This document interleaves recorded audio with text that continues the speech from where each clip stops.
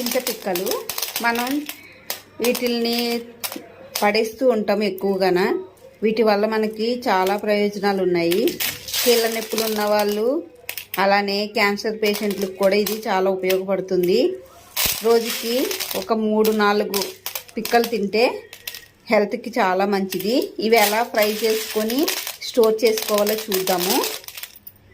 వెలిగించుకొని పెనం పెట్టుకొని అందులోకి మనం చింతగింజలు తీసుకుందాము. ఇవి వేయించుకునేటప్పుడు స్టవ్ని మీడియం ఫ్లేమ్లోకి అడ్జస్ట్ చేసుకొని మనం వేయించుకోవాలి. మంచిగా ఫ్రై అయ్యేంత వరకు కూడా కలుపుకుంటూ ఉండాలి కదా. చింతగింజలు ఫ్రై అయిపోయినాయి. ఇప్పుడు మనం ఎలా చెక్ చేయాలో చూద్దాము. ఒక గింజ తీసుకొని దీన్ని మనం దేంతోనైనా కొట్టి చూద్దాము. తొక్క అనేది చూసారు కదా, తొక్క అనేది మొత్తం పిక్క నుండి సెపరేట్ అయిపోయింది. అంటే మనకి చింతగింజలు అనేవి రెడీ అయినాయి.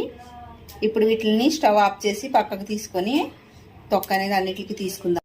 ఇలా వేయించుకున్న గింజలను చల్లార్చుకొని ఇందులో వేసి మనం మొత్తం పొట్టు అనేది తీసుకుందాము. చూసారు కదా, పిక్కలన్నీ కూడా నీట్గా పొట్టు తీసేసుకున్నాము. వీటిని ఇప్పుడు గాలి తగలకుండా ఏదైనా ఒక డబ్బాలో పెట్టి స్టోర్ చేసుకుందాము. ఇలా మనం స్టోర్ చేసుకొని మనం రోజుకి 2 లేదా 3 తినొచ్చు. అలానే వీటితో పౌడర్ చేసుకోవచ్చు, దోశలు వేసుకోవచ్చు. మీకు కూడా నచ్చినట్లయితే లైక్ చేయండి ఫ్రెండ్స్, షేర్ చేయండి. Thank you.